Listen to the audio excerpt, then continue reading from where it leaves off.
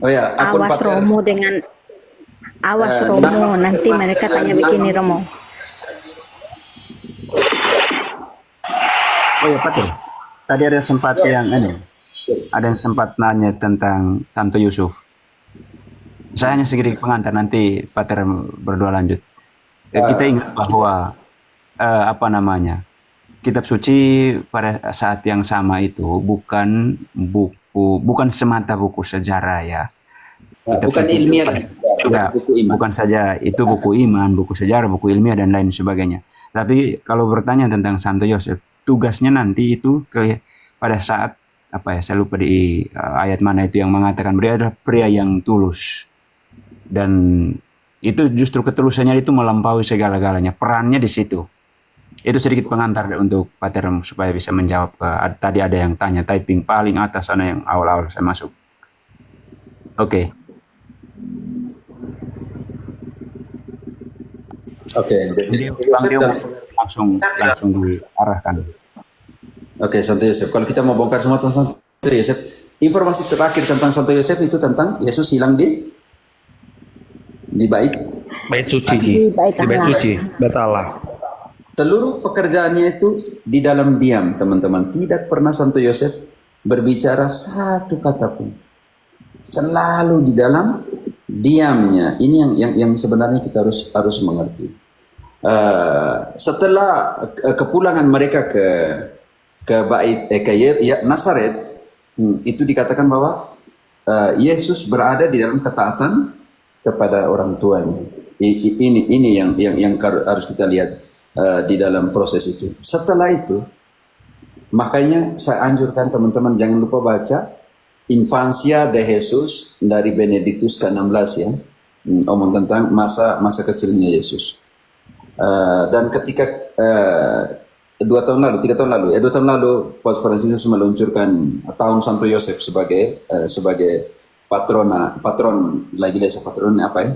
Pater Jeff, patron pelindung ya, pelindung gereja. Pelindung. Dan selama 1 tahun itu, kita berjalan bersama dengan Santo Yosef di dalam seluruh perjalanan liturgi gereja dan semuanya itu, di mana menghidupkan dalam tradisi liturgi gereja, penekan di advokasi ke Santo Yosef itu tiap hari Rabu ya, dalam liturgi votif kita mendedikasikan bagaimana Santo Yosef itu secara liturgis ditempatkan juga sebagai hari untuk devosi untuk Santo Yosef itu setiap hari Rabu. Tapi kita mau lihat dulu Lukas, informasi secara biblis terakhir tentang Santo Yosef. Lukas 2 Lili ayat 50 ngomong tentang apa itu mereka pulang kembali ke Nazaret. Itu ayat yang informasi terakhir tentang Santo Yosef. Secara biblis, saya maksud itu secara biblis ya teman-teman. Lukas 2 ayat 50. Tetapi mereka tidak mengerti apa yang dikatakannya kepada mereka. Lalu ia pulang bersama-sama mereka ke Nazaret, dan ia tetap hidup dalam asuhan mereka. Dan ibunya menyimpan semua perkara itu di dalam hatinya. Penting sekali di sini, kata mereka dulu antara Santo Yosef, Maria, dan Yesus pulang kembali ke Nazaret. Lalu Lukas menekankan kembali posisi Maria. Maria menyimpan semua perkara itu di dalam hatinya. Dan sejak saat itu, informasi dari pengertian biblis tidak pernah kita temukan lagi tentang Santo Yosef. Ini penting sekali ya teman-teman. Sejak saat itu, informasi tentang Santo Yosef secara biblis tidak bisa ditemukan. Bukan tidak bisa, tidak ditemukan.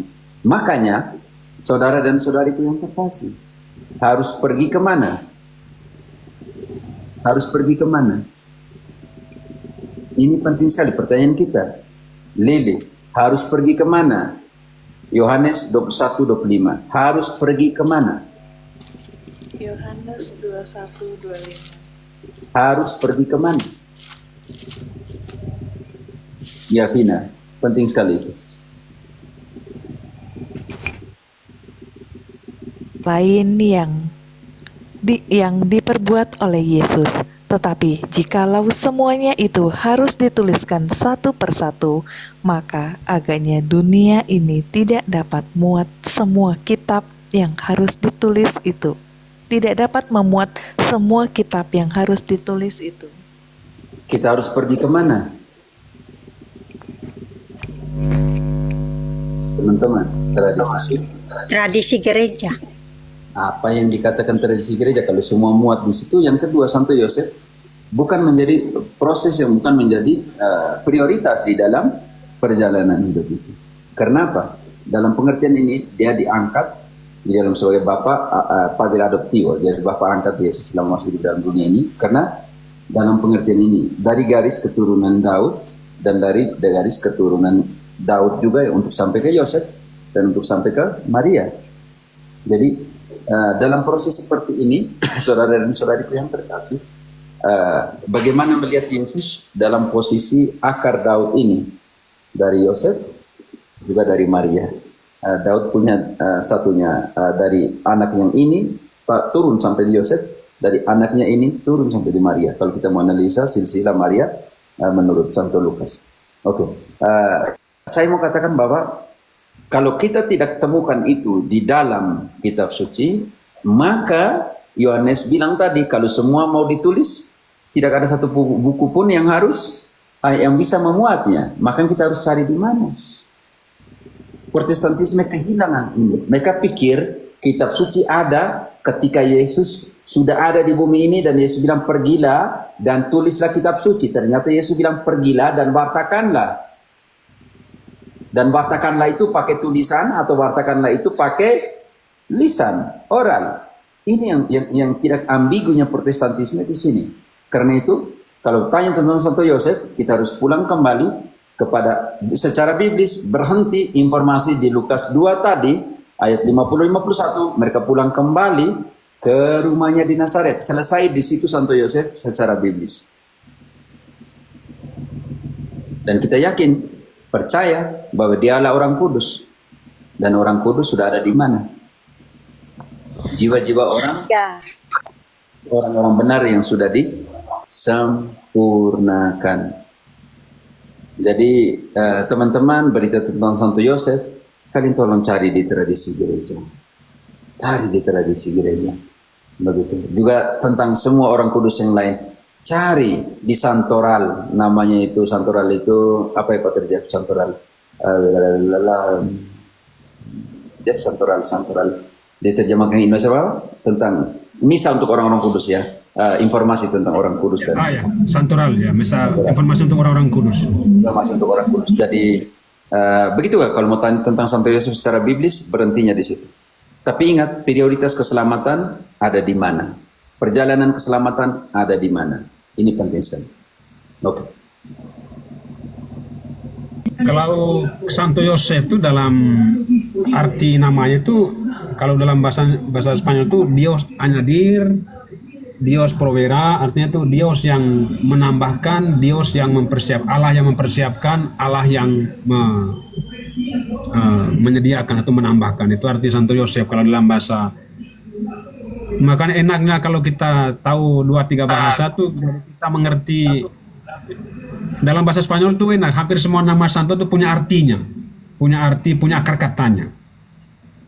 Misalnya ya, Santo Yosef itu dari bahasa Ibrani itu artinya itu Dia Allah yang menambahkan, Allah yang menyediakan. Nah, jadi kalau dalam pengertian Santo Yosef, Allah yang menyediakan Santo Yosef untuk menjadi Bapa angkatnya Yesus, untuk menemani Bunda Maria dalam mendidik dan membesarkan Yesus. Jadi Santo Yosef tuh dia bekerja dalam diam. Tapi kadang-kadang juga saya bilang dengan orang, kalian tuh jarang sekali untuk berdevosi kepada Santo Yosef. Karena itulah kita nih banyak bicara tapi sedikit untuk diam. Coba kalau kita devosi ke Santo Yosef, supaya menganugerahkan pada kita untuk sedikit berbicara tapi banyak mendengarkan, kan? Seperti Santo Yosef. Dan yang paling penting Santo Yosef itu orang yang setia dan taat pada kehendak Tuhan. Jadi itulah, jadi Santo Yosef artinya itu Allah yang menyediakan atau Allah yang menambahkan. Terima kasih.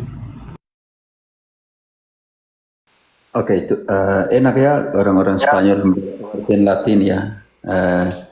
Tega engkau kadang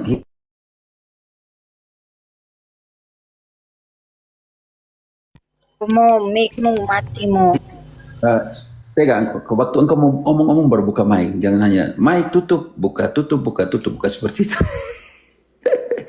Oke, jadi saya pikir ada pepatah Spanyol ya. Nuestro nombre es nuestra misión. Nama kita adalah misi kita. Jadi nama secara biblis itu setiap nama punya misi. Jadi ini penting. Jadi berdevotilah kepada Santo Yosef karena itu bagian dari orang kudus ini. Sebentar Pater Luis ada.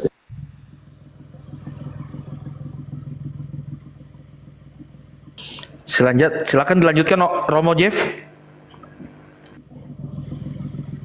Enggak ada lagi, mungkin Romo Heri. Iya, mungkin Romo Jerry. Ya. Momot, saya mau minta izin. Boleh? Ya, kenapa Mbak Tega? Ini, saya hanya mau bertanya kepada Romo. Kan kita tahu bahwa tradisi orang Yahudi menunjukkan bahwa seorang wanita yang hamil di luar nikah seharusnya dihukum, yaitu dengan lempar sampai mati. Nah, kita tahu bahwa Tuhan Yesus adalah anak yang terlahir tanpa benih dari seorang laki-laki. Nah, apakah karena ini, kalau pemikiran saya adalah karena inilah maka Tuhan menyediakan Santo Yosef sebagai pendamping Bunda Maria secara terselubung. Karena kita orang percaya, kita tahu bahwa Tuhan Yesus adalah anak yang lahir bukan dari benih seorang laki-laki. Tetapi di pandangan orang Yahudi di zaman itu adalah Tuhan Yesus Kristus yang kita percaya sebagai Tuhan adalah anak yang lahir karena hubungan pernikahan antara Bunda Maria dan Santo Yosef. Apakah begitu, Romo? Karena sebagai orang percaya seperti kita tahu bahwa Tuhan Yesus lahir tanpa benih laki-laki. Tetapi orang-orang Yahudi zaman itu, justru pandangan mereka apakah sama dengan pemikiran saya bahwa saat itu orang Yahudi saat itu justru memandang Tuhan Yesus Kristus yang kita percayai ini lahir dari hubungan antara Yusuf dan Maria. Karena itu mereka menyebutnya sebagai anak tukang kayu. Mohon pencerahannya, Romo, karena masih banyak yang terus bertanya tentang tugasnya Santo Yosef itu apa sih? Padahal kita sudah tahu dengan jelas bahwa ini adalah Tuhan yang lahir tanpa benih seorang laki-laki. Tetapi hukum Yahudi zaman itu saat itu mengatakan bahwa seorang wanita yang hamil di luar nikah harus dilempari mati. Maka kalau saya bisa memahami karena saya berpikir masuk ke sana, tetapi ada saudara-saudara yang tidak memahami. Jadi tolong pencerahannya, Romo.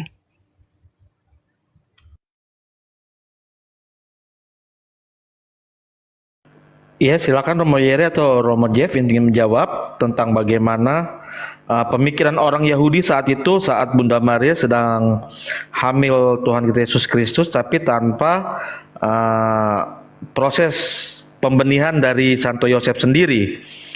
Seperti itu kan, Mbak Tega?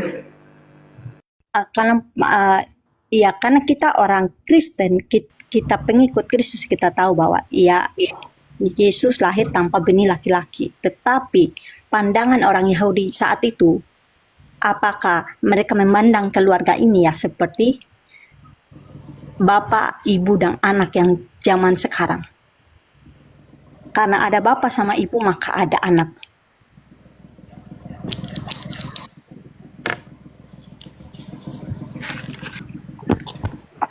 Silakan Romo. Ya. Oke, siap.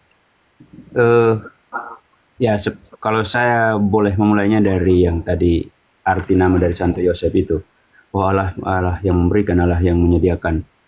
Kalau kita lihat mulai dari misalnya kita ambil contoh Injil Matius, itu daftar keturunannya Santo Yosef. Di sana semua sampai nanti Santo Yosef. Nah, sementara kisah tentang itu nanti bergerak dari peristiwa Bunda Maria menerima kabar gembira dari malaikat Gabriel. Itu kita mau melihat poin titik berat yang disampaikan kepada kita. Memang tradisi orang Yahudi seperti itu. Maka kemudian Yosef, sekali lagi bahwa kitab suci itu kita harus melihatnya dari segi yang lain juga, misalnya dalam konteks iman. Bahwa ketika Santo Yosef sudah tahu bahwa Bunda Maria itu sudah mengandung, kalau kita konfrontasikan dengan budaya setempat, ya itu pasti harus dilempari dan dihukum mati dengan cara dilempari. Dilempari pun itu sejauh yang saya paham itu harus gali lubang agak sedikit dalam, lalu sepinggang, baru dikubur sepinggang, baru dilempari. Jadi kita tidak bisa bergerak apa-apa. Nah, ketika dalam Injil Lukas, di sana Santo Yosef itu kan diam-diam mau meninggalkan Bunda Maria. Tapi ingat bahwa ini adalah inisiatif Allah. Peristiwa inkarnasi itu adalah inisiatif Allah. Maka kemudian Allah menyediakan dan menyampaikan kepada Yosef bahwa anak yang dalam rahim adalah dari Roh Kudus.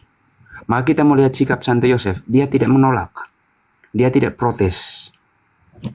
Dia kemudian dengan ketaatannya, ketulusannya menerima Maria sebagai tunangannya. Maka itu poin yang mau disampaikan kepada kita. Kurang lebih saya bisa mengantar sedikit jawaban seperti itu. Oke, itu ada Deo. Nanti bisa Opa Jeff, Pater Cafe nanti. Oke, begitu Tega. Jadi poin yang mau disampaikan adalah kita melihat bahwa Allah yang inisiatornya dari sana, maka Santo Yosef sebagai pribadi itu dipilih oleh Allah juga untuk menemani Bunda Maria sebagai Ibu Tuhan. Maka kita melihat genealogi dari misalnya dalam Injil Matius tentang genealogi keturunan Yesus itu, nanti sampai pada Santo Yosef. Itu aja. Ya, terima kasih Romo Yeri. Bagaimana Mbak Tega, apakah sudah terjawab? Ya, maksud saya adalah saya bertanya gini, kenapa? Karena banyak sekali awam Katolik yang selalu bertanya, apakah peran Santo Yosef dan Santo Yosef, dan bahkan ada yang bertanya gini, apakah setelah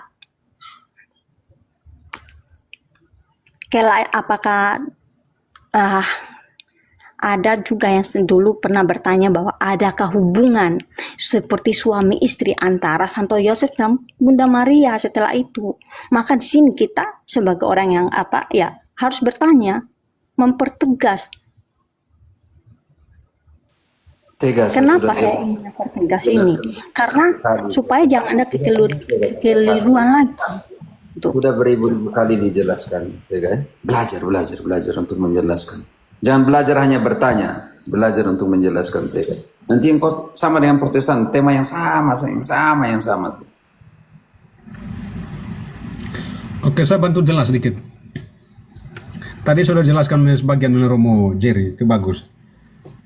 Memang waktu itu ketika Bunda Maria itu ketahuan hamil oleh hanya Santo Yosef yang tahu ya bahwa Maria itu hamil, hanya dia yang tahu. Dan Allah sendiri yang tahu. Nah, supaya nanti kan hamilnya kan mungkin ya berapa bulan, mungkin 1-2 bulan gitulah, belum terlalu kentara kan kalau hamil masih muda tuh kan. Nah, situasi seperti itu ya Yosef sebagai tunangannya kan orang semua di situ tahu, orang sekitar situ semuanya mereka tahu lah. Semua orang situ mereka tahu semua bahwa Maria itu adalah tunangannya Santo Yosef, Yosef adalah tunangannya Maria. Masyarakat tahu itu jelas. Nah, ketika tuh Santo Yosef tahu bahwa Maria ini sedang hamil kan, dan masyarakat tidak tahu kalau Maria sedang hamil kan, karena kalau mereka tahu duluan ya sudah selesai kan. Nah, karena itu ya itulah turunnya ada rahasia Allah kan di situ akhirnya, misteri Allah tuh turun di situ. Maka sesuai dengan namanya Santo Yosef tadi itu, Allah menyediakan Allah yang menambahkan. Jadi ketika tinggal bersama dengan Santo Yosef, saya kira orang di situ akan memikir, ini anaknya Santo Yosef. Tetapi dalam kenyataannya bukan. Pasti tahu lah kan, mereka tinggal serumah kan. Orang mengatakan, itu pasti suaminya Santo Yosef, anak Santo Yosef. Tetapi yang tahu bahwa anak yang dikandung oleh Maria ini adalah Tuhan Yesus, anak Allah, hanya Santo Yosef yang tahu waktu itu kan, saat itu. Jadi begitu. Jadi setelah itu ya sudah, tidak ada persoalan lagi. Yesus lahir, orang lagi mengatakan, ini dia ini, seperti kata kamu Tega tadi bilang, anak tukang kayu. Karena mereka mengenalnya bahwa Yesus itu adalah bapaknya adalah Yosef. Tapi dalam hati kecilnya Yosef itu sadar 100%, ini bukan anak saya. Mengerti kan begitu? Dan itulah rahasia Allah di situ, misteri Allahnya di situ. Maka so dengan namanya tadi, namanya Santo Yosef, Allah yang menyediakan, Allah yang mempersiapkan, Allah yang menambahkan.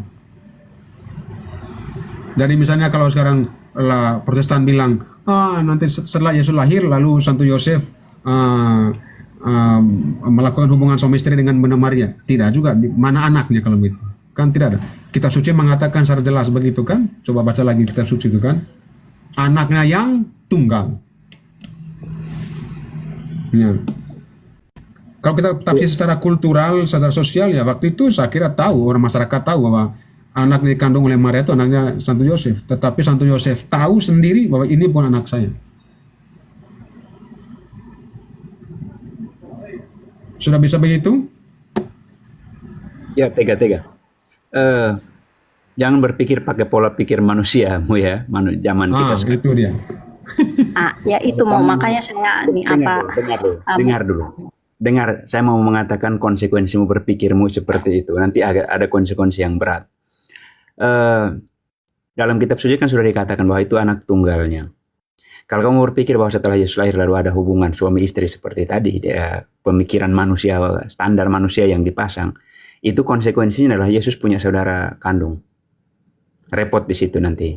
Nah, masalahnya bukan pemikiran saya. Iya, saya mau mengatakan bahwa saya lupa di ayat mana, tapi ayat itu mengatakan bahwa ya sudah berkali-kali Pater Cafe bahwa pos ante dan pos itu tetap Bunda Maria tetap perawan. Itu kurang lebih seperti itu tuh. Ya Tega ya. Nanti kalau bisa nanti coba lihat lagi di YouTube-nya kayaknya di Om Deutro atau mungkin di Epifani itu. Di sana banyak di sana. Supaya bisa menjelaskan kepada teman-teman kita kalau ada yang bertanya lagi demikian. Oke, itu aja. Mungkin itu aja. Kembali ke Om Deo. Teman-teman, kita ini bertanya, selagi masih ada Romo, kita bertanya. Kenapa? Supaya lebih jelas lagi. Jangan sampai nanti ada orang putar liu kalian akhirnya hoha-hoha. Nah inilah orang-orang Katolik. Engkau Di saat bertanyalah kalian untuk mencari tahu. Kenapa? Segala konsekuensi itu ada di sana. Kita bertanya. Karena memang ini pertanyaan-pertanyaan yang kita hadapi setiap hari. Jangan saat ada Romo malu bertanya akhirnya apa? Orang di atas bertanya, kalian yang di bawah nih sibuk kritik. Nanti kalau kalian hadapi pertanyaan itu kalian hoha-hoha. Jangan panas. Inilah orang Katolik. Ya oke Mbak Tega oke. Jadi sudah dijawab tadi ya oleh Romo ya, dan untuk teman-teman saya rasa juga sudah mengerti ya arti kata di situ tadi tidak sampai sudah berkali-kali dijelaskan oleh Romo Cafe, Romo Jeff, Romo Yere. Oke, untuk pertanyaan selanjutnya silakan untuk Om Cito atau dengan Om Opa ada yang ingin ditanyakan? Selamat malam. Terima kasih Mas. Saya mau turun dulu ya, saya mau ada ketemu dokter gigi ya. Siap. Terima kasih banyak. Romo Jeff. Oke, turunkan saya. Turunkan saya. Selamat malam. Izin bertanya. Dokter dulu nih. Selamat izin malam. turun dulu ya. Om Deo, Pater Cafe izin turun. Siap, terima kasih. Ya, Romo Selamat Yere juga. malam. Ya, terima kasih Romo Jeff, terima kasih Romo Yere. Makan Pater Roman dulu. Selamat malam. Romo. Siap. Ingin bertanya nih. Ya, selamat malam. Saya berikan waktu dulu untuk Om Cito dulu ya, Om Opa ya. Iya, ya silakan. Siap. Om Cito silakan. Ya, selamat malam Romo, saudara-saudara semua. Sebelumnya minta maaf, saya perkenalkan diri. Nama saya Cito. Saya asal dari Ende Flores. Kebetulan lagi scroll TikTok, jadi ketemu masuk di room ini dan saya tertarik. Mungkin ini agak sedikit keluar dari tema pembahasan malam ini. Saya mungkin sekarang tuh lagi kalau di TikTok itu lagi gencar-gencarnya perdebatan itu antara teman-teman saudara-saudara yang Kristen sama teman-teman saudara yang Muslim. Mungkin dari secara ajarannya Kristen sama Katolik tidak terlalu beda jauh. Hanya dengan konten-konten yang dibuat itu secara tidak langsung menimbulkan macam ketidaknyamanan kita sebagai pengikut Kristus. Maksud saya di sini, apakah dengan konten-konten tersebut mungkin saya secara pribadi tidak terpengaruh, hanya mungkin sedikit terganggu. Apakah konten-konten yang dimuat di TikTok atau yang live di TikTok Romo bisa mengganggu, apakah bisa mengganggu iman seorang Katolik atau saudara-saudara Kristen yang lain? Atau mungkin dari tempat ini juga saya minta kiat-kiat atau masukan dari Romo mengenai konten-konten yang mungkin sering ditemui di TikTok mengenai perdebatan antara saudara-saudara yang Kristen sama saudara-saudara yang Muslim. Terima kasih Romo, mungkin itu yang ingin saya tanyakan. Pertanyaan pertama juga untuk Cito lagi. Cito, Kristen dalam pengertian apa? Protestan? Protestan Romo. Iya ya.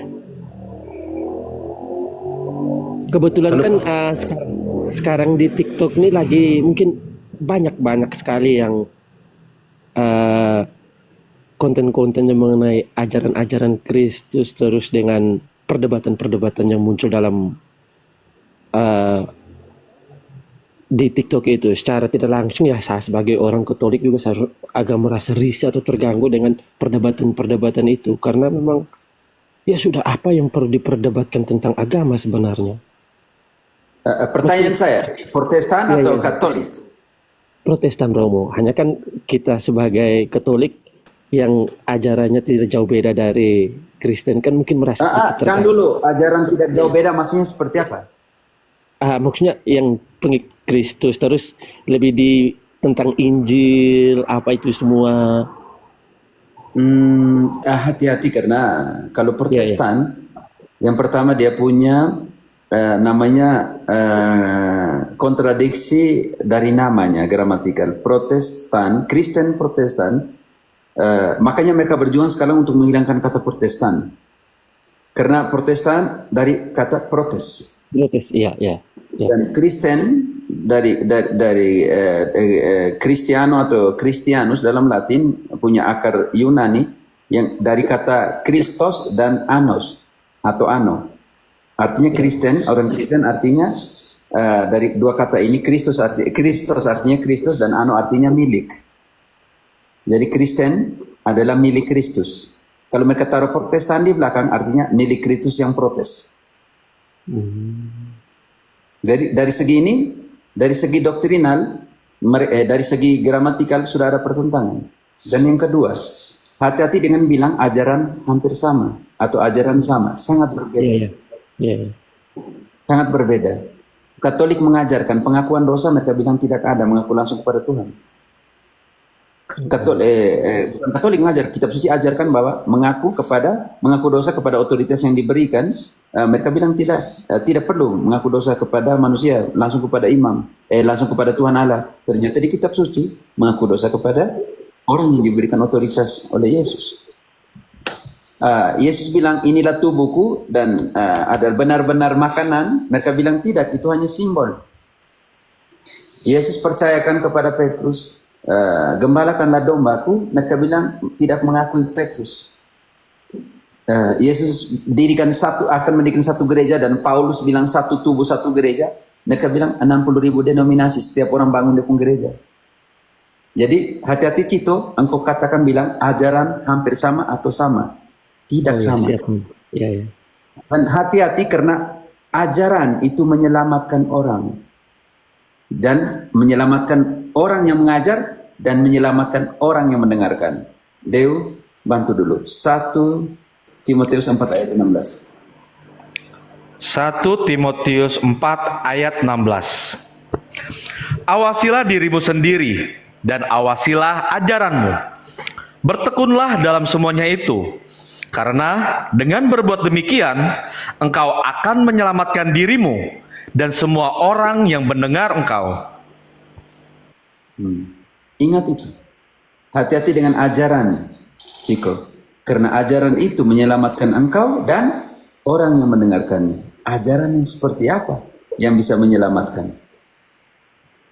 Contoh, Mormon bilang begini.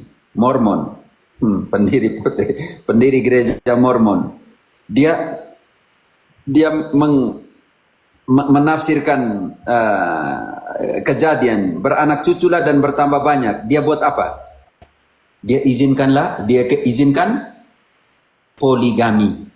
Karena beranak cucu dan bertambah banyak. Penuhilah bumi. Bagaimana memenuhi bumi kalau tidak poligami? Ciko. Ini ajaran menyelamatkan sesuai dengan Yesus punya? Tidak. Karena dalam Katolik Contoh satu kecil. dan ya betul sekali. Contoh kecil begitu. Unisitarian, Pentekostas, mereka bilang hanya Yesus. Hanya Yesus. Kitab suci bilang, Yesus sendiri bilang, bukan saya sendiri. Mereka bilang, Yesus sendiri. Yesus bilang, saya tidak sendiri. Deo, contoh kecil. Ajaran ini ajaran nih, Unisitarian. Pentekostas Unisitarian ajar bilang, only Yesus. Yesus sendiri. Yesus bilang, dia tidak sendiri. Mereka bilang, Yesus sendiri. Engkau bantu dulu, Yohanes 16 ayat 32. Yesus bilang dia sendiri, atau Yesus bilang dia tidak sendiri? Contoh kecil. Ya. Lihat, saatnya, maaf saya ulangi. Lihat, saatnya datang, bahkan sudah datang, bahwa kamu dicerai-beraikan masing-masing ke tempatnya sendiri, dan kamu meninggalkan aku seorang diri. Namun aku tidak seorang diri, sebab Bapa menyertai aku. Yesus sendiri, Cito? Atau Yesus bilang dia tidak sendiri? Sendiri, Romo. Tidak, Yesus sendiri atau Yesus bilang dia tidak sendiri? Baca ulang, Deo. Coba, iya. Engkau dengar baik-baik. Makanya hati-hati dia bilang. Lihat. Dan sama itu hati-hati. Contoh kecil. Lihat, ya, lihat, saatnya datang, bahkan sudah datang, bahwa kamu dicerai-beraikan masing-masing ke tempatnya sendiri, dan kamu meninggalkan aku seorang diri. Namun, aku tidak seorang diri, sebab Bapa menyertai aku. Cito, Yesus sendiri? Tidak, Bapa menyertai Yesus. Bapa menyertai dia. Berarti ada berapa pribadi sekarang di situ? Ada dua. Ya. Tapi Unisitarian bilang begini, Pentekostas bilang begini, yang Unisitarian bilang Yesus sendiri. Hanya Yesus, hanya Yesus, hanya Yesus, Yesus sendiri. Oh, Jesus only. Yesus sendiri. Yesus bilang saya tidak sendiri. Ini bertentangan dengan Yesus punya doktrin ini? Tidak. Bertentangan atau tidak? Sangat bertentangan. dengan- Jadi ya. hati-hati dengan pernyataan bahwa kita punya ajaran sama. Hati-hati. Oh iya. Hati-hati. Oke. Lalu sekarang masih banyak sekali. Contoh, hari Adventis hari ke-7. Yesus setelah kebangkitannya bertemu, semua pertemuan mereka hari Minggu, mereka kembali hari Sabat. Lucu. Saksi Yehova melarang orang untuk transfusi darah. Kalau ada yang butuh donor darah, lepas ya. Kalau dia saksi Yehova, lepas sampai mati. Ya. Hukum darah di mana? Pokoknya semua ambil suka-suka. Jadi sekarang yang pernyataan pertamamu harus di-clear.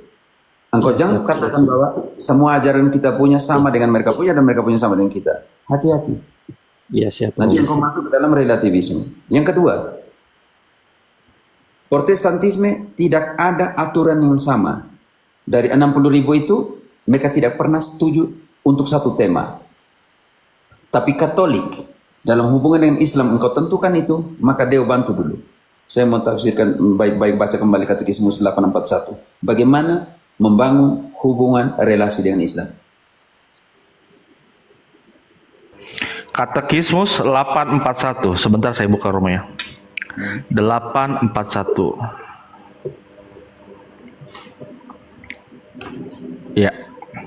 Katekismus 841. Hubungan gereja dengan umat Islam. Namun, rencana keselamatan juga merangkum mereka.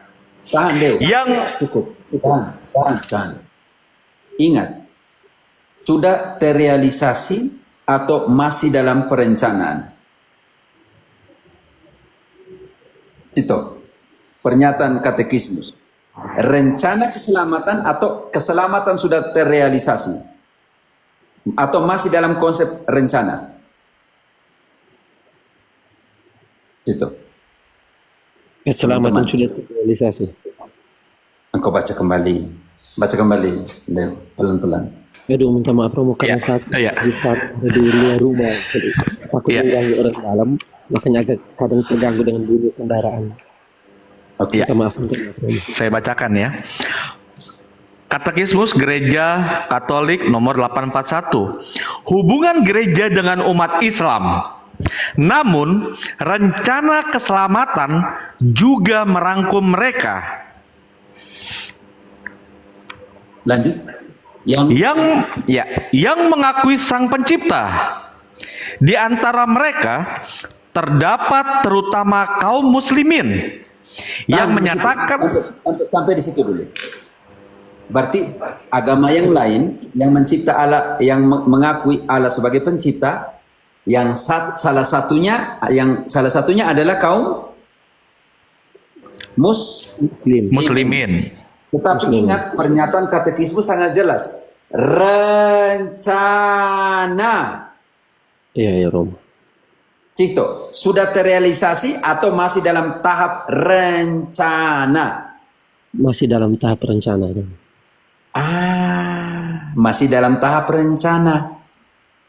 Yang mereka yang mengakui Allah sebagai pencipta, yang salah satunya adalah saudara-saudari muslimin, muslimat. Karena apa alasan di belakang? Yang menyatakan bahwa mereka berpegang pada iman Abraham. Iman Abraham. Abraham adalah bapa dari tiga agama.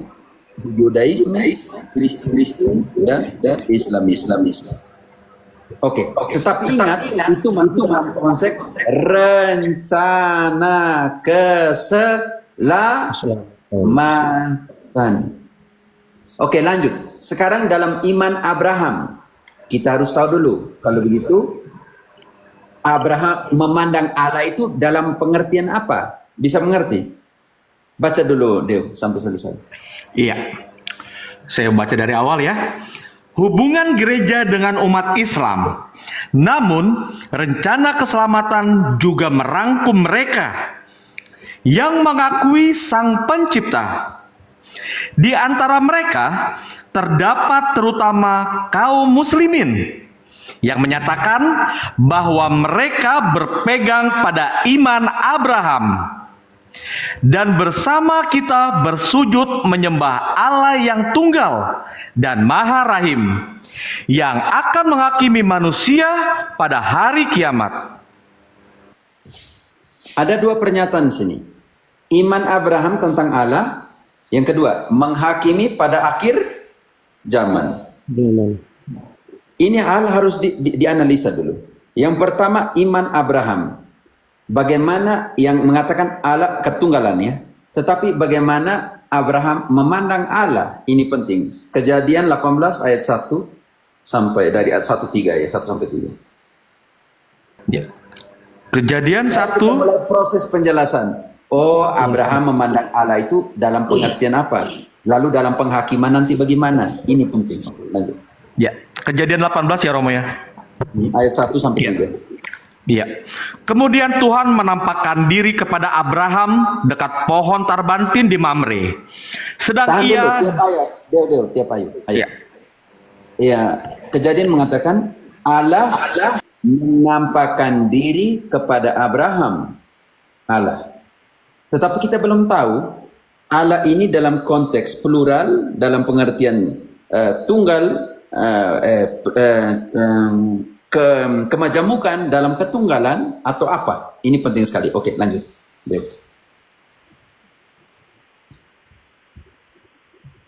Deo lanjut, Deo. sorry saya mau. Ya, kemudian Tuhan, saya ulangi ya. Kemudian Tuhan menampakkan diri kepada Abraham dekat pohon tarbantin di Mamre. Sedang ia duduk di pintu kemahnya waktu hari panas terik. Ketika ia mengangkat mukanya, ia melihat 3 orang berdiri di depannya. Tahan dulu. Deo. Dia melihat berapa orang? 3.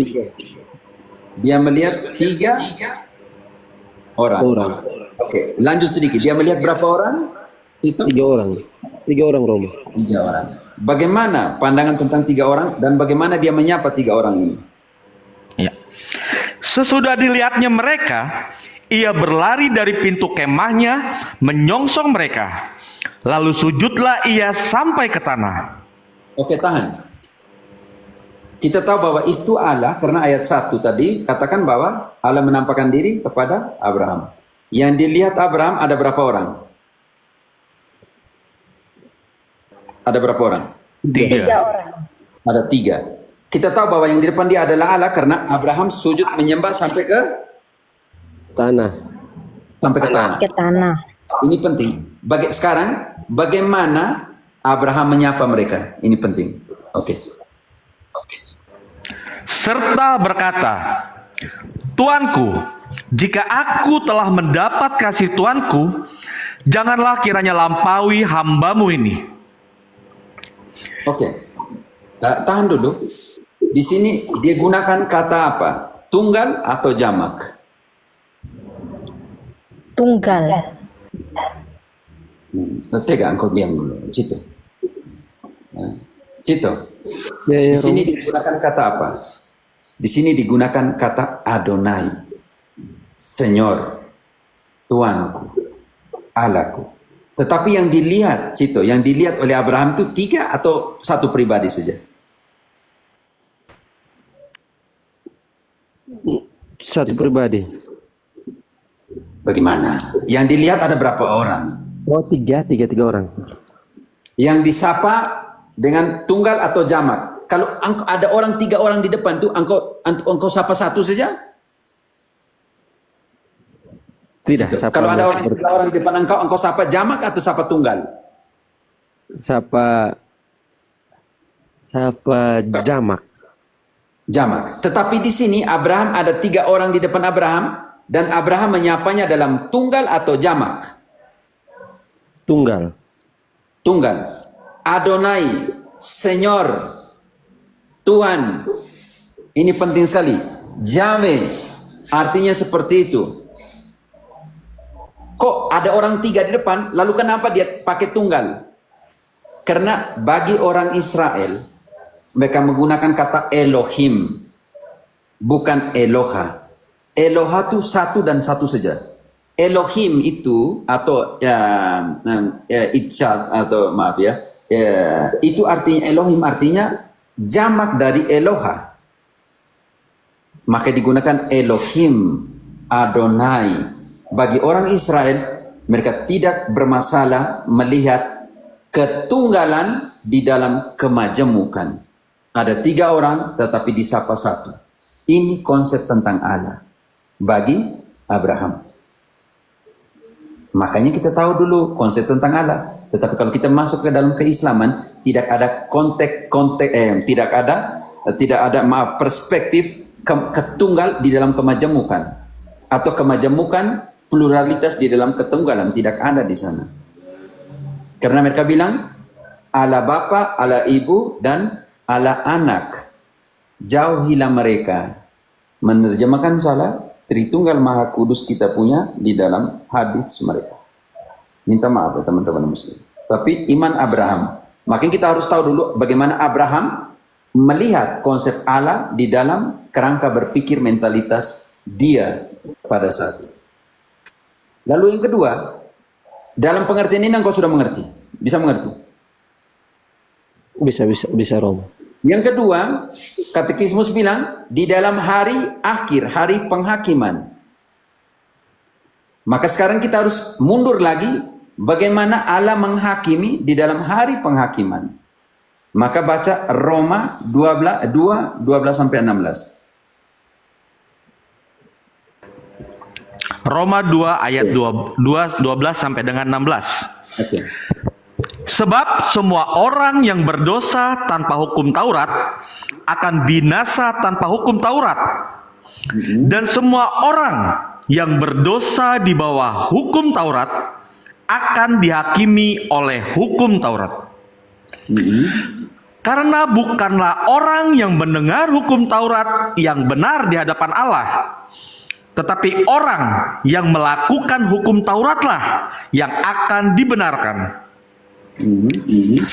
Apabila bangsa-bangsa lain yang tidak memiliki hukum Taurat oleh dorongan diri mereka sendiri melakukan apa yang dituntut hukum Taurat, maka walaupun mereka tidak memiliki hukum Taurat, mereka menjadi hukum Taurat bagi diri mereka sendiri. Sebab dengan itu mereka menunjukkan bahwa isi hukum Taurat ada tertulis di dalam hati mereka, dan suara hati mereka turut bersaksi, dan pikiran mereka saling menuduh atau saling membela. Hal itu akan nampak pada hari bila mana Allah sesuai dengan Injil yang kuberitakan akan menghakimi segala sesuatu yang tersembunyi dalam hati manusia oleh Kristus Yesus. Baca kembali ayat 16. Hal itu akan nampak pada hari bila mana Allah sesuai dengan Injil yang kuberitakan akan menghakimi segala sesuatu yang tersembunyi dalam hati manusia oleh Kristus Yesus. Tito, engkau bisa mengerti untuk bangsa-bangsa yang tidak mengenal hukum Taurat, teman-teman Islam dan semua yang lain yang mengakui Allah sebagai pencipta, dalam pengertian ini akan dihakimi menurut apa yang ada di dalam hati nurani mereka karena perbuatan mereka. Kenapa? Karena mereka yang dibenarkan, bukan mereka yang mendengarkan firman Allah, hukum Taurat, melainkan mereka menjalankan, melakukan hukum Taurat. Karena itu mereka akan dihakimi menurut apa yang ada di dalam hati mereka. Kenapa? Karena seolah-olah hukum Taurat ada di dalam hati mereka. Tetapi menurut standar Injil yang diwartakan. Dan sekarang kita harus kembali lagi kepada standar Injil. Bagaimana penghakiman menurut Injil. Oke, Matius 16:27. Matius 16 ayat 27. Kan bilang akhir zaman. Kalau itu ketika anak manusia datang nanti bersama dengan para malaikatnya, maka setiap orang akan dihakimi menurut apa? Sebab anak manusia akan datang dalam kemuliaan Bapanya, diiringi malaikat-malaikatnya. Pada waktu itu ia akan membalas setiap orang menurut perbuatannya. Pada hari penghakiman terakhir. Oke, 2 Korintus 5 ayat 10. 2 Korintus 5 ayat 10. Sebab kita semua harus menghadap tahta pengadilan Kristus, supaya di sini dikatakan kita semua, kecuali mereka yang beragama lain, atau kita semua. Semua Romo, kita semua. Kita semua, oke? Kita semua harus menghadap. Sebab kita semua harus menghadap tahta pengadilan Kristus, supaya setiap orang memperoleh apa yang patut diterimanya, sesuai dengan yang dilakukannya dalam hidupnya ini, baik ataupun jahat. Roma 2 ayat 6. Roma 2 ayat 6. Ia akan membalas setiap orang menurut perbuatannya. Teman-teman bisa sandingkan di Matius 10:42, Matius 25:34 sampai 40, duduk sebelah kanan kiri, di manakah engkau ketika saya telanjang, saya di penjara, dan semua yang lain sebagainya. Dan sampai sandingan bisa ke Wahyu 20:12-13. Inilah konsep Cito. Hari penghakiman untuk mereka yang tidak mengenal hukum Taurat, semuanya akan dihakimi menurut standar Injil yang diwartakan. Berarti kembali lagi yang kita namakan standar Injil. Artinya apa yang diajarkan Yesus di dalam Injil. Cito, engkau bisa mengerti? Bisa Romo. Karena itu jangan lupa Deus 1 Timotius 4 ayat 10. Penting sekali ayat ini. 1 Timotius 4 ayat 10. Itulah sebabnya kita berjerih payah dan berjuang, karena kita menaruh pengharapan kita kepada Allah yang hidup, Juru Selamat semua manusia. Tahan dulu, Deus. Juru selamat Semua manusia. Juru selamat semua manusia. Sekarang masih ada komanya. Juru selamat semua manusia. Masih ada koma atau tidak? Masih Romo. Oke, koma. Terutama mereka yang percaya. Dan semua yang percaya tetap bersatu atau bercerai-berai. Kisah 2 ayat 44. Kisah 2 ayat 44. Dan semua orang yang telah menjadi percaya tetap bersatu. Tutup. Dan semua orang yang telah menjadi percaya tetap Bersatu. di mana ada peluang bahwa semua yang percaya bercerai-berai ke 60.000 denominasi? Di satu kitab, di satu ayat pun tidak ada. Jadi Cito, dalam pengertian ini, Allah adalah penyelamat untuk semua orang, terutama masih ada koma di sini. Dan bagaimana dengan katekismus Gereja Katolik 841, bagaimana kaitannya ke Roma, bagaimana kaitan ke Injil, karena standar penghakiman untuk mereka yang tidak mengenal kitab suci, yang tidak mengenal hukum Taurat, adalah standar Injil yang diwartakan. Bisa mengerti Cito? Jadi bagaimana kerangka berpikirnya keselamatan menurut teologi biblis diterapkan di dalam pengertian ini? Jadi jangan sok jago satu ayat, mau tutup semua kerangka keselamatan yang Allah miliki. Cito, bisa mengerti? Bisa Romo, bisa. Oke, jadilah Katolik dengan hukum kasih ya. Karena iman dikerjakan oleh kasih, bukan dikerjakan oleh ambisi. Iman tidak dikerjakan dalam kesombongan. Iman dikerjakan oleh kasih. Galatia 5 ayat 6. Galatia 5 ayat 6. Sebab bagi orang-orang yang ada di dalam Kristus Yesus, hal bersunat atau tidak bersunat tidak mempunyai sesuatu arti. Hanya iman yang bekerja oleh kasih. Hanya iman yang bekerja oleh kasih, bukan hanya iman, tetapi imanmu harus dikerjakan oleh Kasih. Tanpa kasih, iman tidak berguna, walaupun iman itu sempurna. 1 Korintus 13 ayat 2. Untuk semua pola fide di mereka berada. Iman sempurna tidak guna kalau tidak ada kasih.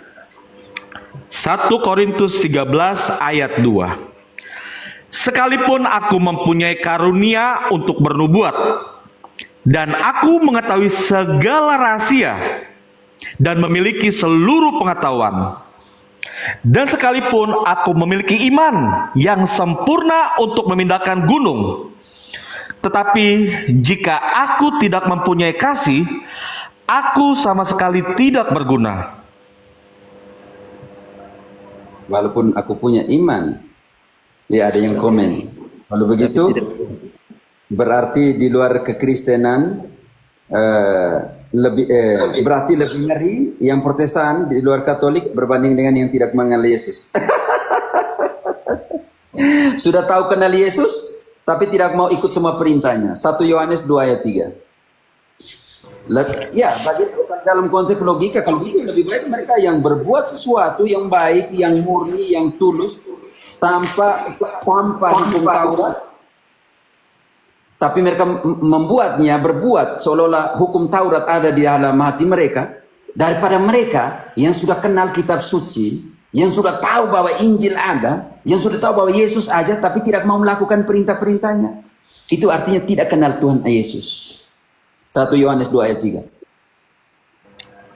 Dan inilah tandanya bahwa kita mengenal Allah, yaitu jikalau kita menuruti perintah-perintahnya. Protestan, bagaimana kamu mengatakan kamu kenal Yesus? Kamu tidak melakukan perintah-perintah. Ingat tadi, Allah adalah penyelamat untuk semua, terutama mereka yang percaya. Dan mereka yang percaya harus melakukan semua perintahnya. Dan mereka semua yang percaya harus tetap bersatu.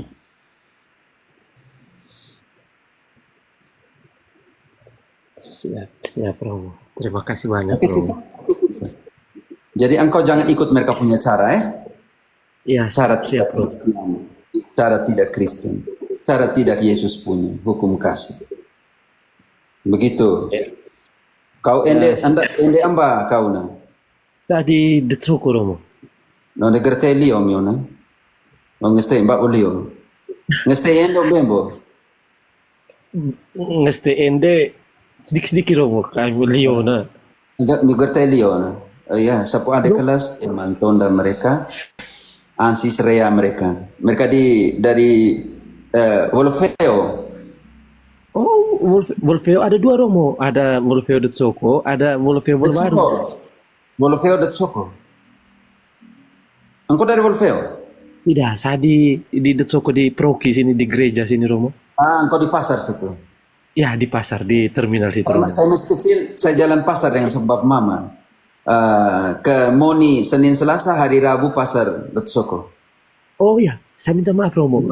Jalan, Ini saya jalan pasar, jual roti, jual es dengan bap mama. Romo, Masih kecil. Saya sekolah di Ende dulu, di SD Monawa. Saya mama orang Momere, bapak orang Nage, orang Romba, orang Monori. Hanya tinggal di Ende, tinggal di Jalan Bawah, di Peguburan Katolik. oh ya, Jalan ke jalan ke IPI. Sekarang sudah proki baru di sana. Di kuasi. Dolok semua kan banyak orang mau di situ. Iya, iya. Itu sekarang kuasi. Ya pokoknya kuasi. Dulu katedral di Ya, dulu masih katedral. Tempatnya nama apa ya? Saya punya SD di nama apa daerah situ? Bembo aku baga. Apa ya? Kara Ipina. Berarti engkau sekarang tinggal di mana? Minta maaf teman-teman. Berdiri, ingat masa lalu. Tadi di Detsoko, saya sekarang di Detsoko, Romo. Oh, engkau tinggal di Detsoko. Oh iya. Tahun. Hari Rabu tetap ya? Tetap pasar, Romo. Oke, Ini mantap. Romo, ini Engkau bisa saya sampai- mengerti. bisa. Engkau Saya sampai ikut open. saja yang ajaran gereja Katolik yang suruh tuh, jangan ikut yang sebelah yang ajak kau supaya jadi musuh tuh. Tidak ikut, Romo, hanya pengaruh sering lewat di TikTok tuh, jadi saya merasa Jadi saya juga mau klarifikasi teman-teman. Maksudnya jangan, tadi tuh saya sempat baca komen mereka bilang, jangan sampai ini orang Kristen yang selip di room ini. Saya bilang, tidak, kita ini Katolik. Tapi kalau di sini Protestan datang dengan jiwa, dengan kasih, kita buat apa tuh berkelahi dengan orang yang datang dengan penuh kasih ke sini tuh, begitu. Saya minta maaf, Romo sekarang tugas di mana? Di Kolombia. Kolombia sekarang. Nanti kau tanya tema ini nanti berikutnya, kan? Kau tanya yang Ada waktu. Sekali lagi terima kasih. Minta maaf teman-teman yang Oke, saya ada lagi latih lagu ini. Bosuwa boana kalimba watana kule. Bosuwa boana kalimba watana kule. Pasal Leo bisa, hanya sih lupa teman-teman. Iya. Romo sudah di kita ada agak peluang besar. intermezzo sedikit. Maksudnya Romo sudah lama di Kolombia. Seberapa tahun? Mau 17 tahun. 17 tahun. Mau 17, jalan 16 tahun lebih. 16 tahun.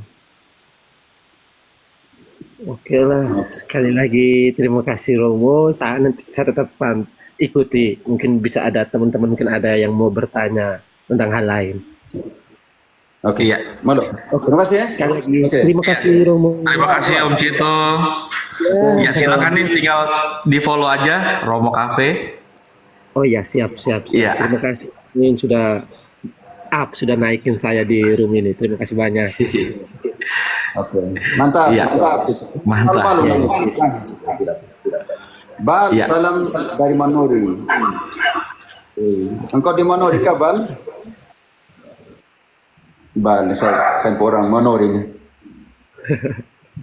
Wah, Sweet 17 ya. Sweet 17, bener Romo. Sebentar lagi. Ya, untuk selanjutnya, mengingat waktu sudah malam juga untuk Om Opa, apakah ada yang ingin tanyakan? Silakan. Ya baik, selamat malam. Ini saya mau Selamat malam. Selamat malam. Saya mau sambung tadi yang Tega tadi, malah sudah hilang dia, tidak pamit mulai tuh. Tadi dia sempat omong gini tadi, saya sempat tangkap tuh dia bilang gini, dia mewakili seolah-olah mewakili umat Katolik yang awam katanya, meragukan apakah Maria itu perawan atau tidak. Padahal orang Katolik itu jangankan sembahyang, doa spontan saja orang ada pakai kata perawan yang termulia, doakanlah kami segala macam. Tiap bulan Mei Oktober orang sembahyang KUB segala macam. Dan itu sudah diterima oleh orang Katolik. Tidak ada lagi bahwa dia itu mungkin orang lain. Tapi tadi dia sempat saya ragukan dia ini pidana atau apa sih? Dia orang baik, tiga orang baik. Tenang, saya mungkin Enggak, cuman dia membawai orang Katolik awam yang meragukan itu keperawanan Maria. Padahal kayak di Maumere, di NTT lah, di Indonesia, di seluruh dunia lah orang sudah tahu bahwa Bunda Maria itu perawan gitu kan. Dia bela ngeri itu. Engkau itu saya cemas, Opa. Tapi tadi kok dia meragukan gitu. Berarti dia kurang bergaul di gereja mungkin. Bukan, dia mau tanya tentang Santo Yosef. Kadang mereka pakai Matius 1:18 dan semuanya itu bilang Bunda Maria. Tadi juga artinya Sampai dia tanyanya kata Heos. Tidak, dia hanya mau tanya tentang cuma dia kata kayaknya Heos itu. Dia kayak Dia dia orang baik. awam itu lagi, makanya itu saja saya mau tanggapi itu saja, makanya saya naik tadi. Santai ya. Dia orang baik. Oke, malam ya. Emosi atau kata-kata yang dikeluarkan gitu. terlalu cepat dengan dari apa yang dipikirkan. Oke, itu saja mas. Itu lagi mungkin. Oke, silakan. Baik, selamat malam. Ya, Lanjut yang lain. Ya. Terima kasih. Ya, untuk Om Rama, apakah ada yang ingin tanyakan? Selamat malam Om Rama. Baik, malam Pater, malam semua. Malam Om. Silakan Om. Terima kasih katekisinya. Di mana nih, Horas? Horas. Di Medan, di perbatasan Sumatera Utara dengan Riau. Berarti bagian bawah ya? Bagian selatan. Ya, benar. Di situ ada paroki kan? Di situ banyak, tidak? Kuasi. Oh, kuasi paroki. Nanti taruh nama santo apa? Nanti Santo Ramohui. Bagaimana nanti? Sudah ada diberikan. Saya pikir mau taruh nama orang Batak punya nih. Dari Batak Toba kalau begitu. Iya benar, Bukan? benar. Bagaimana keadaan di sana? Koasi. Jadi pengurus lingkungan kan? Belum. Tapi Pater, saya Yo. senang bacaan hari ini, Injil hari ini. Ya, artinya sangat tegas. Kita bangga menjadi Katolik. Ya, bacaan hari ini sangat tegas memperkenalkan tentang Allah dan Putra itu ya. Dan itu sangat tegas hari ini. Saya artinya dengan yang lain-lain pengikut Kristus, yang mengaku sebagai pengikut Kristus, terjawablah dengan bacaan Injil hari ini. Terima kasih, Pater. Oke, jadi Tritunggal Maha Kudus, begitu toh? Jadi berbahagialah ya, maksudnya kalau kita melihat dari konteks Tritunggal Maha Kudus itu dalam konteks dari penciptaan sampai dengan kesaksian di surga.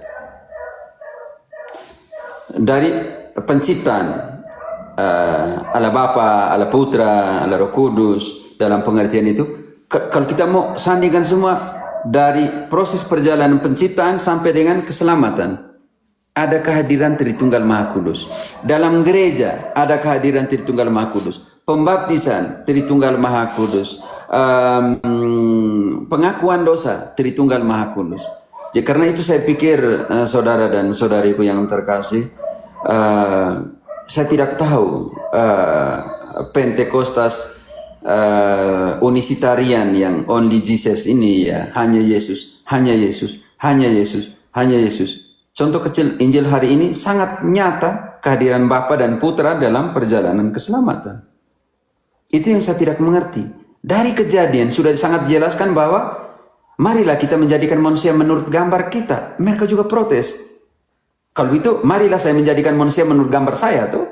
Tidak. Kejadian 1 ayat 26. Dew, contoh kecil. Kejadian. Ini sambil Kejadian. Inkarnasi dan keselamatan. Ya, ini penting sekali.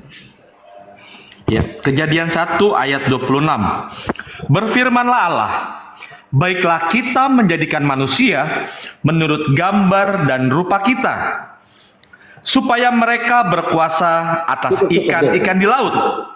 Ya, cukup. Jadi sudah jelas dari penciptaan Allah menjadikan manusia menurut gambar mereka. Sudah kata itu jamak. Kita, marilah kita menjadikan manusia menurut gambar kita. Dew, Yohanes 1 ini Kejadian penciptaan. Lalu sekarang inkarnasi.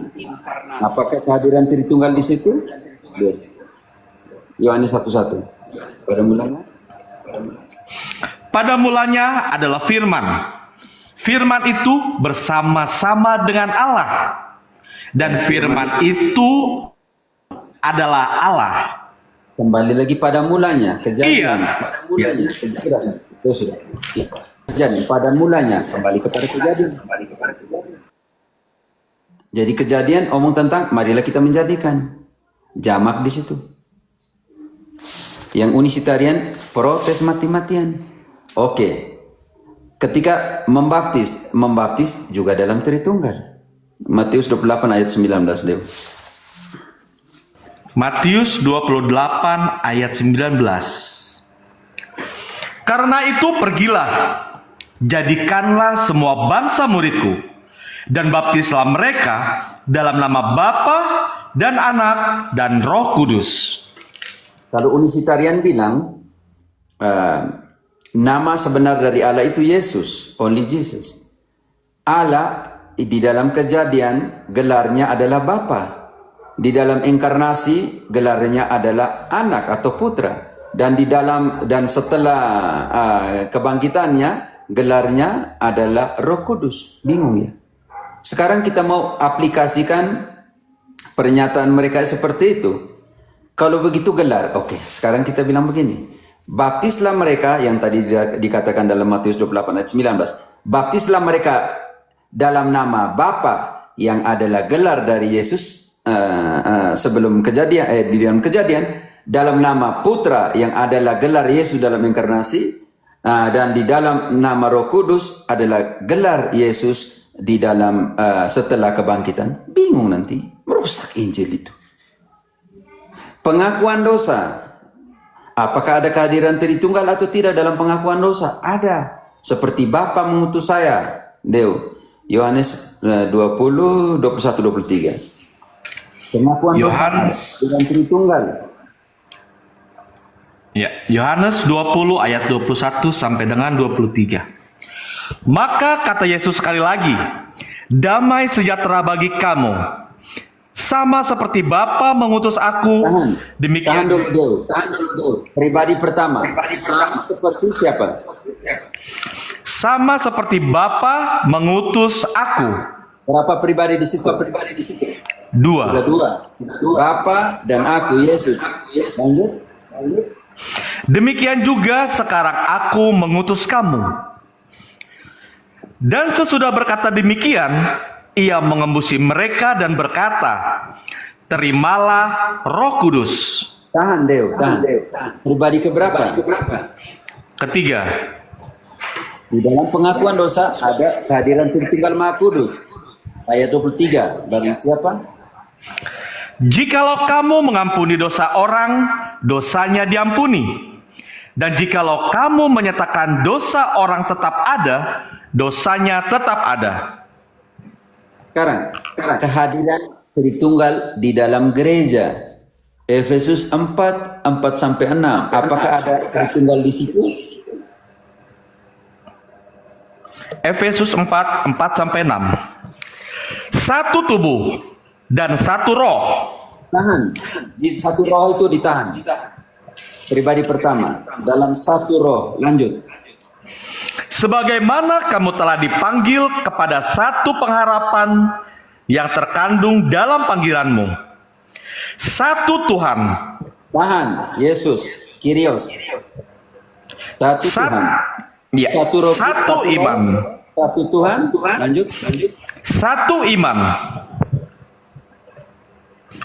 Satu baptisan.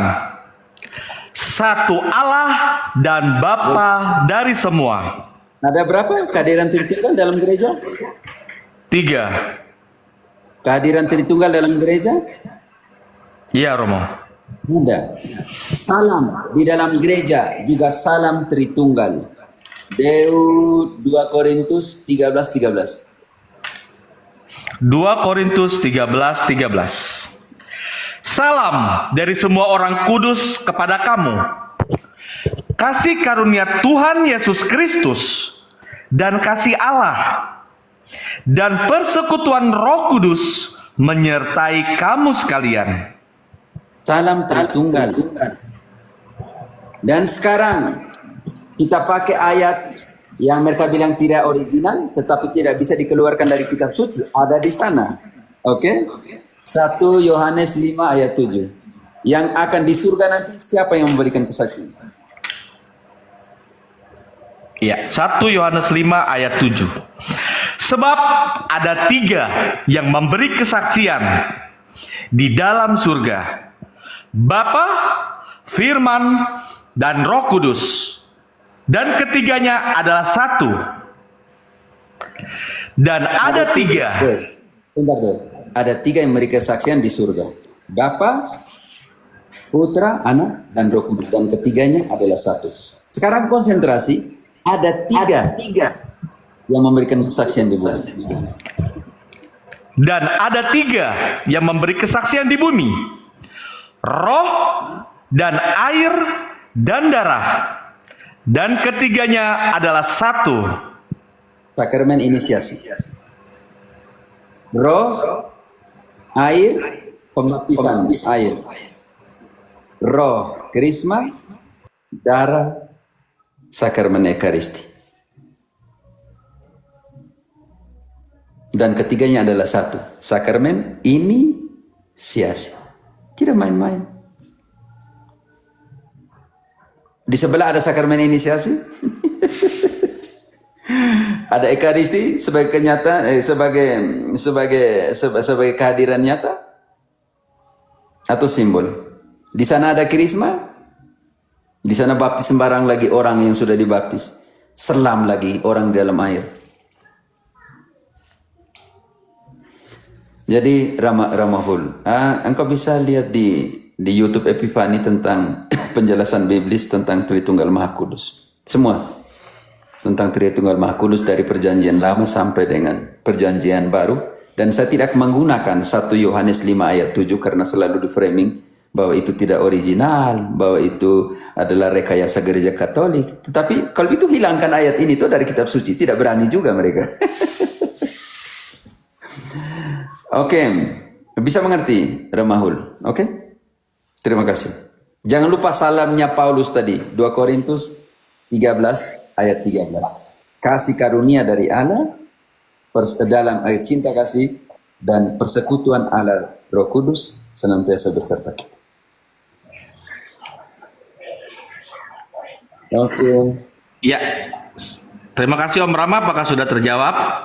Sudah terjawab semua ya? Sudah fix ya? Oke, untuk selanjutnya Om Igna Loyola.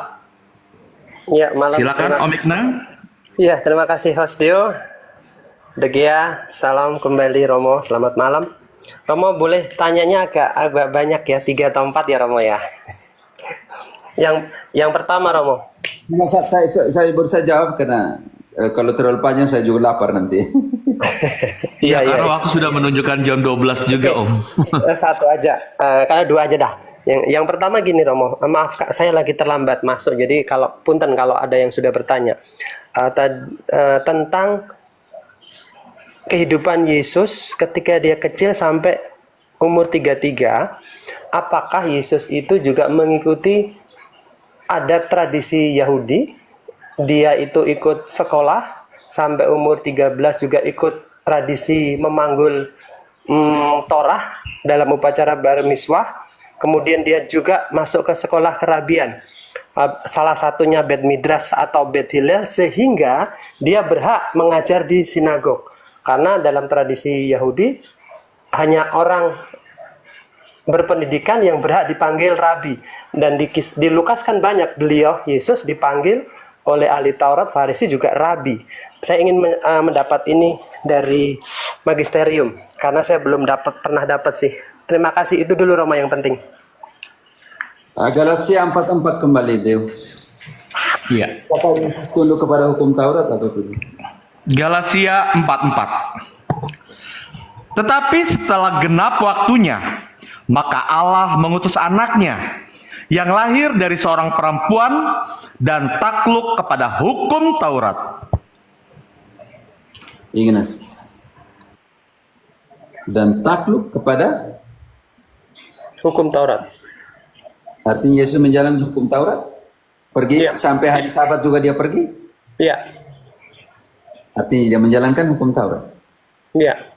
Dalam pengertian ini sebagai mereka. Karena itu kita harus melihat apa artinya sekolah pada zaman Yesus ya, penting sekali. Umur berapa, nanti yang kau baca sendiri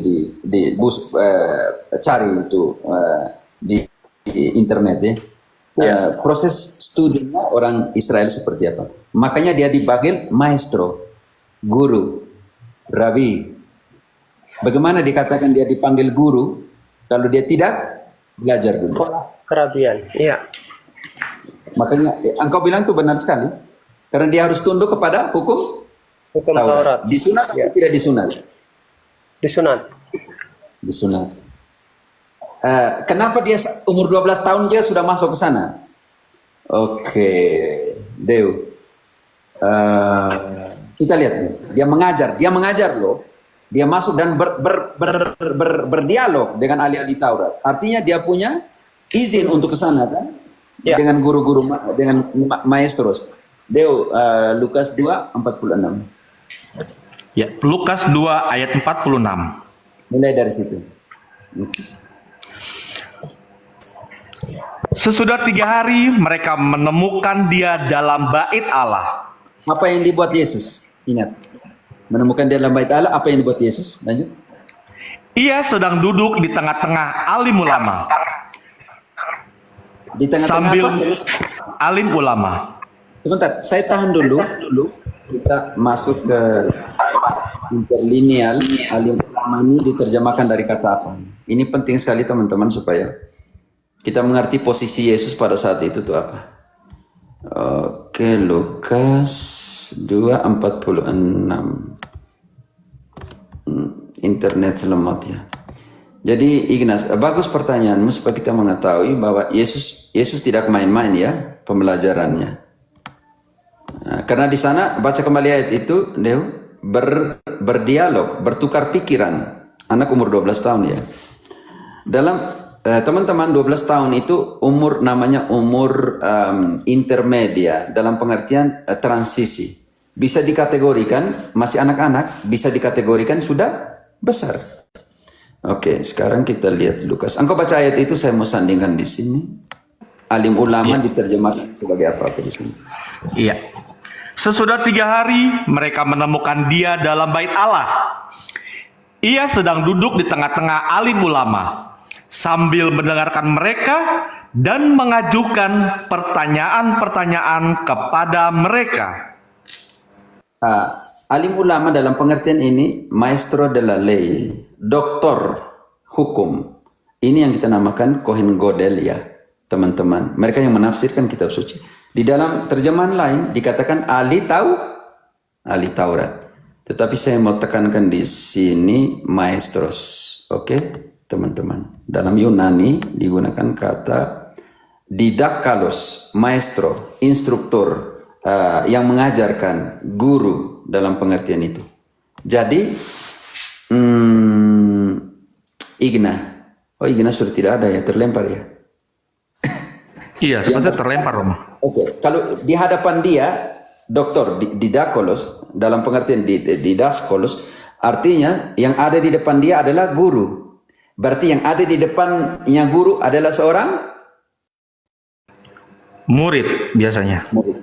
Oke, biasanya. Oke, Igna. Di sini terjemahkan ahli Taurat atau doctores de la ley dalam bahasa Spanyol, artinya dokter hukum. Hukum artinya Taurat ya, hukum, kitab suci dalam pengertian. Dari Yunani dikatakan sini didaskalos, artinya maestro, guru, pengajar. Yang ada di depan seorang pengajar adalah seorang apa, Igna? Murid. Seorang murid. Artinya pertanyaan dari seorang murid kepada seorang Gurunya. guru. Oke, lanjut ayat itu. Apa yang terjadi 47? Dan semua orang yang mendengar dia sangat heran akan kecerdasannya. Dan segala Ini jawab standar untuk mengatakan engkau cerdas dan tidak, itu standarnya dari yang diberikan oleh seorang guru atau seorang apa? Ignas, menilai engkau. Siapa yang punya hak untuk menilaimu? Seorang guru. Seorang guru. Makanya dalam pengertian ini yang berada master relay, doktor relay atau didaskalos artinya guru yang ada di depan saya. Artinya saya seorang Murid cerdas. murid. Itu penting sekali. Jadi saudara dan saudariku yang terkasih, todos con sobre entendimiento, di atas dikatakan intelijensia, entendimiento, intelijensia dan jawaban. Dia pakai intelijensia, di sini dia pakai entendimiento. Dia pakai Yunani, penting sekali. Dia pakai Yunani kata sunesis. Sunesis artinya secara mental dia mengumpulkan semua berbagai informasi seperti itu ya teman-teman. Bisa diterjemahkan sebagai yang lebih nyata diterjemahkan sebagai intelijensia, kepintaran dalam pengertian itu. Tetapi dia mengerti.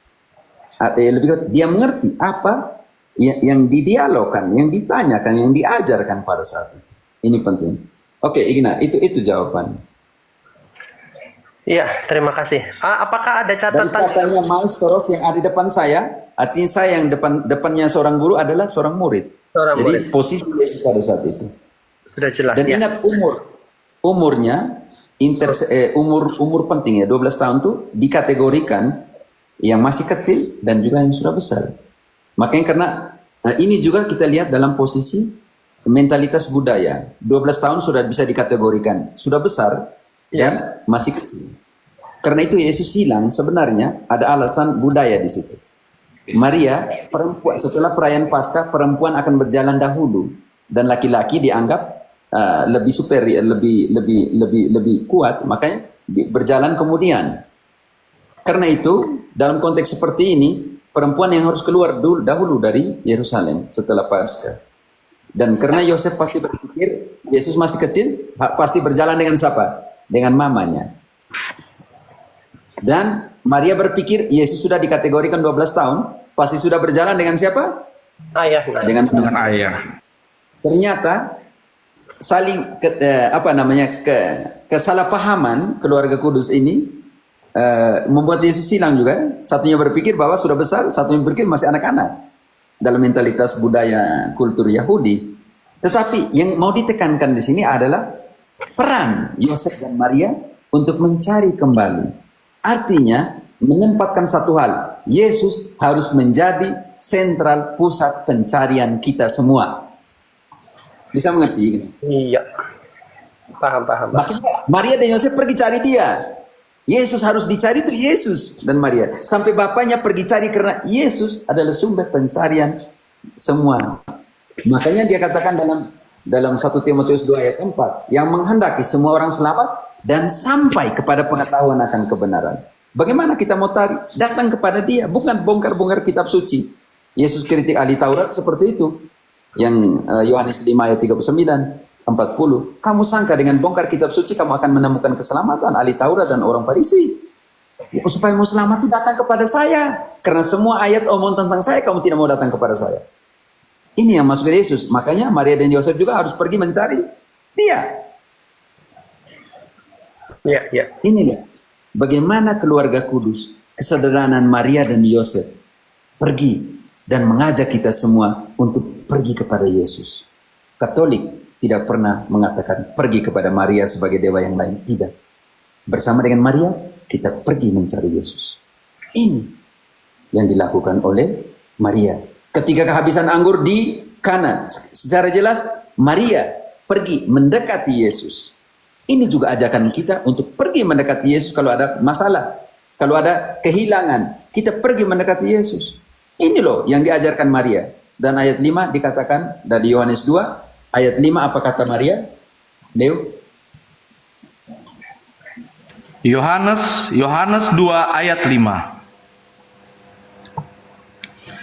Tetapi Ibu Yesus berkata kepada pelayan-pelayan, apa yang dikatakan kepadamu, buatlah itu. Maria tidak pernah mengatakan, lakukanlah apa yang saya katakan. Tidak. Maria hanya mengatakan kepada kita semua, orang-orang Kristen, anak-anaknya, lakukanlah yang anak saya yang Yesus perintahkan. Itu yang dilakukan Maria. Apa yang dibuat oleh Maria ketika Yesus mengantar kita menuju Yesus? Ini pencarian kita menuju Yesus. Makanya por Mariam ad Christem por Mariam.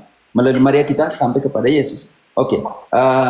Deu, engkau sebelum 5, ketika Maria pergi ke Yesus, ayat 3-nya.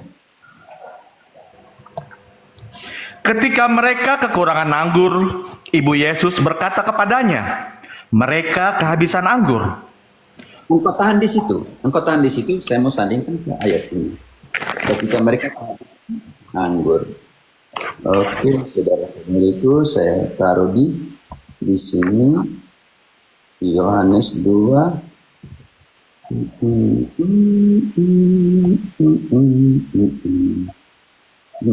Kalian tidak ngantuk kah? Saya juga jadi kesian kalian. Ayat 3. Oke. Yunani katakan seperti ini ketika mereka kehabisan anggur. Termino vino la madre, el vino la madre Yesus. Ini sangat jelas dikatakan Ibu Yesus.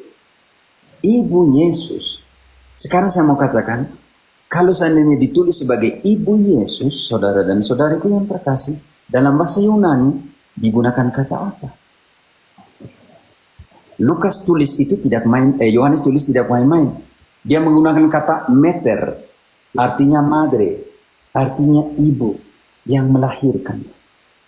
Dia yang melahirkan. Dia yang membesarkan.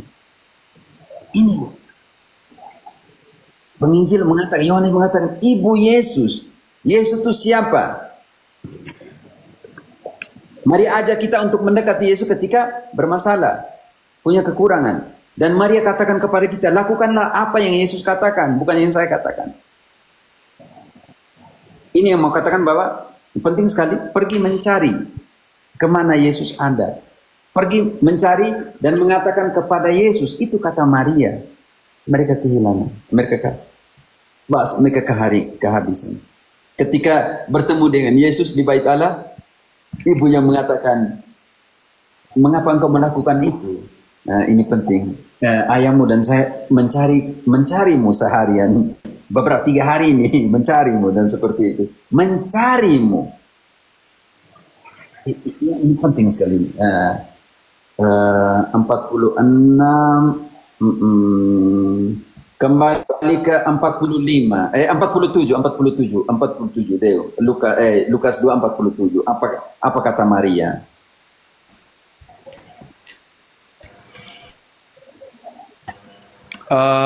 Dari 47 ya Romo ya. Dan semua orang yang mendengar dia sangat heran akan kecerdasannya dan segala jawab yang diberikannya. Dan ketika orang tuanya melihat dia, tercenganglah mereka. Lalu kata ibunya kepadanya, "Nak, mengapakah engkau berbuat demikian?" Kunci, kata kunci. Ada kata kunci nanti kita lihat, oke? Mengapakah engkau? "Nak, mengapakah engkau berbuat demikian terhadap kami? Bapamu dan aku dengan cemas mencari engkau." Kancing dikata mencari. Maria dan Yosef mengajarkan kita mencari siapa? Mencari Yesus. Dan menemukan Yesus. Walaupun dengan kecemasan. Itu katakan, mencari engkau dengan kecemasan. Dan menemukan engkau dengan kecemasan. Tidak penting. Ini loh keluarga kudus Nazaret. Ini loh Maria yang mengajarkan kita mencari Yesus. Katolik tidak pernah mengajarkan menjadikan Maria jadi pusat. Ini loh bersama dengan Maria dan Yosef kita mencari Yesus. Karena Maria menempatkan Yesus sebagai sentral. Bukan Maria sebagai sentral. Dia pergi ke Yesus dan katakan kepada orang lain, lakukanlah apa yang dia perintahkan. Dan sekarang ketika dia hilang, dia bilang, ayahmu dan saya, orang tuamu mencari engkau, mencari engkau. Itu tidak main-main. Kenapa kamu begitu benci kepada orang Katolik yang punya seorang ibu yang selalu mengajarkan kita bagaimana mencari Yesus? Yang menemani kita dalam doa seperti dia menemani para rasul dalam Kisah 1 ayat 14. Yang menerima kita sebagai anak di dalam Yohanes 19 ayat 26-27. Kenapa? Ini penting karena dia pakai estábamos buscando, artinya yang sudah lampau. Buscando itu adalah gerund, continuous tense. Ini penting, artinya yang sudah lalu dan sekarang cari terus, begitu. Karena dia pakai tense-nya di situ. Seperti Yunani dia pakai kata seteo, procuraban, mencari. Ini penting saudara dan saudariku yang terkasih, ini penting. Definisi ini saya harus terjemahkan kepada kita semua. Dia pakai kata seteo, procuraban, artinya antara tense itu tense apa ya? Yang sudah lalu tetapi masih berjalan terus, begitu.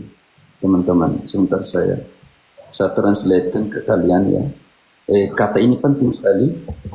Kata ini penting sekali untuk Maria. Bagaimana Maria mengajar kita untuk mencari, tetapi ingat bahwa bukan hanya mencari Yesus.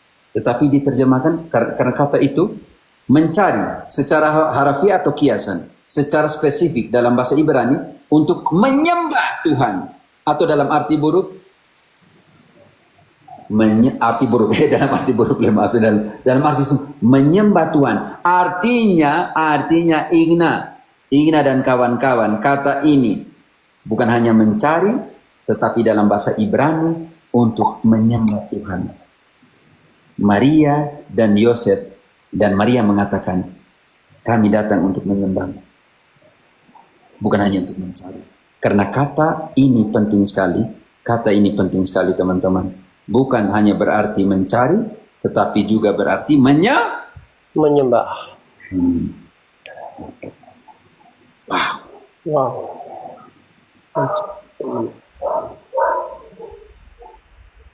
Kenapa kamu benci kepada Bunda Maria yang mengajak kita untuk menyembah Tuhan? Karena dia pakai kata di sini seteo, porkuraban, mencari, literalmente, figuramente, kiasan ataupun secara nyata, spesifik, secara spesifik. Ada di dalam bahasa Ibrani, seteo ini dalam bahasa Ibrani artinya adorar, menyembah Tuhan. Kenapa kamu benci kepada Bunda yang mengajak kita untuk menyembah Yesus? Kenapa? Saya tidak tahu ada apa dengan kalian. Teman-teman Protestan. Ini saya tunjuk ini. Daripada kamu bilang kalian saya tipu nanti teman-teman. Ini kata seteo ya. Nanti engkau bisa ingin engkau cari sendiri. Prokuraban. Artinya mencari secara literal atau figura. Artinya secara nyata. Spesifik dalam bahasa Ibrani, Hebreo, adorar a Dios. Menyembah Allah. Adorar a Dios. Adorar a Dios artinya menyembah Allah. Jadi teman-teman, ini loh. Kata di sini, ini yang dalam bahasa Ibrani di sini. Artinya itu, coba baca dalam ini. Deo bisa dalam bahasa Ibrani spesifik diterjemahkan. Iya. Dalam bahasa Ibrani yang dibirukan dalam bahasa Ibrani. Iya, dalam bahasa Ibrani untuk menyembah Tuhan. Selesai. Ada masalah apa? Teman-teman Protestan. Kenapa kamu benci kepada perempuan, ibu yang mengajak kita? Ini Yesus baru umur 12 tahun loh. Pergi ke sana. Mencari dan menyembah Tuhan. Betapa bencinya kamu kepada Bunda Maria karena dia mengajak kita untuk melakukan apa yang Yesus perintahkan. Betapa bencinya kamu kepada Bunda Maria yang mengajak kita untuk mencari selalu estabamos buscando, artinya yang lalu dan selalu dilanjutkan. Mencari dan menyembah Tuhan. Apa dengan kalian? Nemo bilang aneh betul.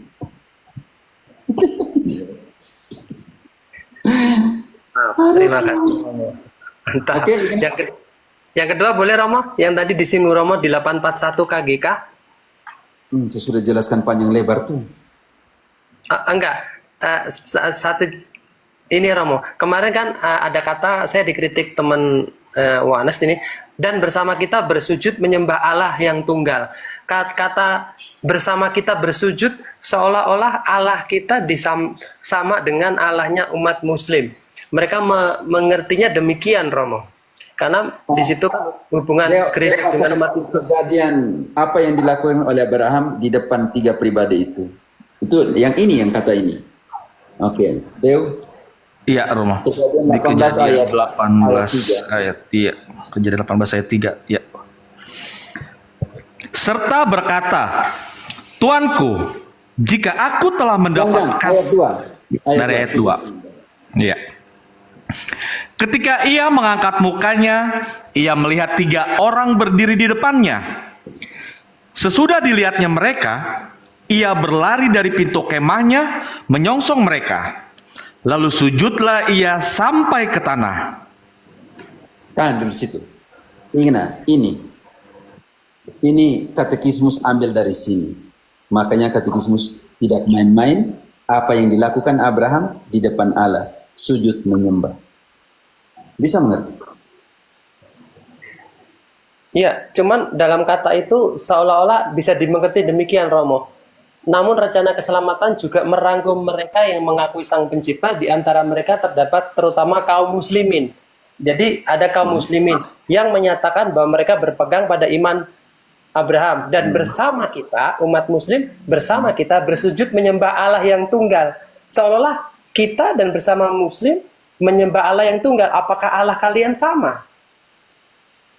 Dia kan jadi bertanya. Karena sudah jelaskan kata tunggal di dalam bahasa Ibrani, Elohim, yang di hadapan Abraham kan ada 3 pribadi, tetapi dia gunakan Adonai, satu untuk satu orang.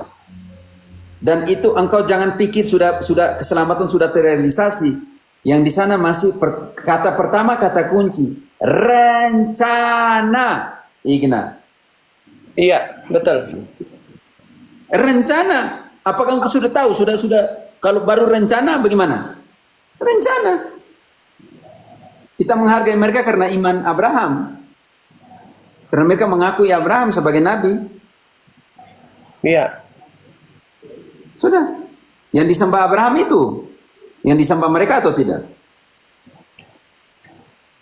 Iya, mereka ngaku itu sih. Betul. Yang disembah Abraham disembah oleh kita? Iya.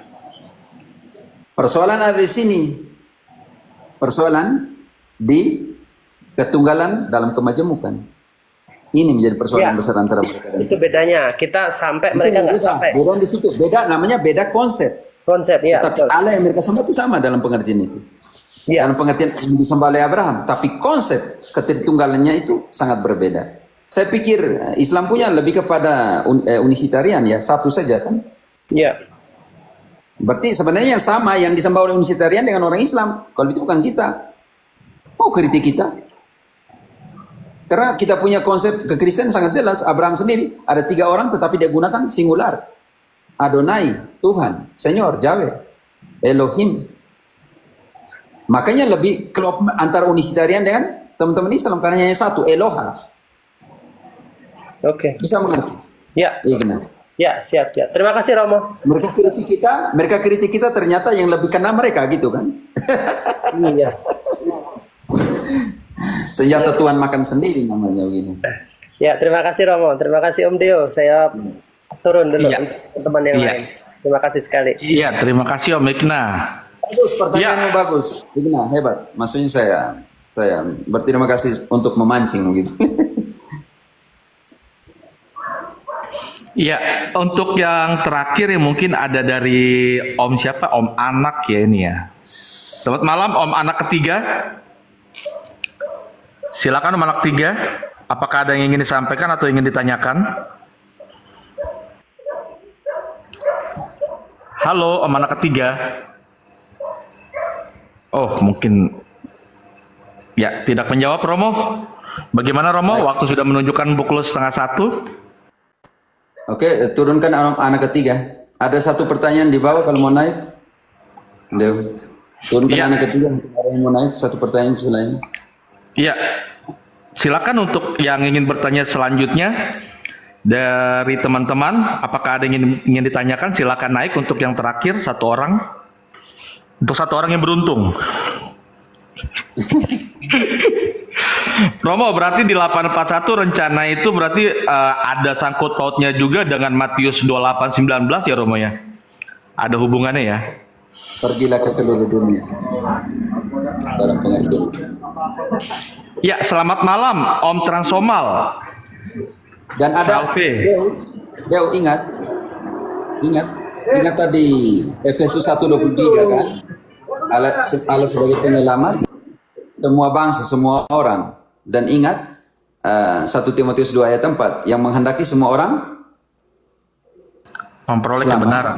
Ya. Keselamatan, tetapi ada kondisi-kondisi sampai kepada pengetahuan akan kebenaran. Ujung-ujungnya satu-satunya gereja yang didirikan. Pasti akan membawanya ke masalah karena standar Injil dalam penghakiman kembali. Dan siapa yang menjaga Injil? Kembali. Ujung-ujungnya pasti. Jadi berbahagialah teman-teman Katolik ya. Buat apa lagi tinggalkan rumah yang benar? Walaupun kita berdosa, kata Paus Fransiskus gereja, bukanlah museum untuk orang kudus, melainkan rumah sakit untuk orang berdosa. Seperti apa ya? Kata dangdut, jatuh bangun aku mengejarmu, walau na na na na na na na. Jadi ingat itu, rumah sakit untuk orang berdosa. Rumah sakit untuk orang berdosa. Karena rumah sakit ini, maka Yesus memberikan kura. Kura artinya imam, kura artinya menyembuhkan. Barang siapa kamu ampuni dosanya, dosanya diampuni. Rekonsiliasi. Pendamaian, Korintus 5 ayat 18 sampai 21. Kami adalah utusan-utusan pendamaian itu. Seolah-olah Allah menasihati kamu melalui kami. Menasihati. Maka berdamailah. Itu yang kita namakan rekonsiliasi. Itu yang kita namakan bagaimana Yesus sendiri memberikan otoritas pengampunan dosa untuk mendamaikan Allah dan manusia. Bangga jadi iman Katolik. Jatuh bangun aku mengajarmu, jatuh bangun aku menyayangimu Tuhan. Makanya, ya Tuhan, saya tidak pantas Tuhan datang kepada, tetapi bersabdalah, maka saya akan sembuh. Bukan macam sebelah pikir mereka sudah santo semua, mereka sudah kudus semua, mereka sudah diselamatkan semua. Paulus dalam Filipi bilang, berjuanglah untuk keselamatanmu. Tetapi mereka bilang tidak, mereka sudah selamat. Oke, jadi teman-teman, kalau tidak Om ada Transol, iya Om Transomal, selamat malam. Om Transomal, halo. Panggilan 1, 2, 3. Maaf saya turunkan. Tatak Nur apa? Ya, selamat malam Om Tatak Motivator SDM.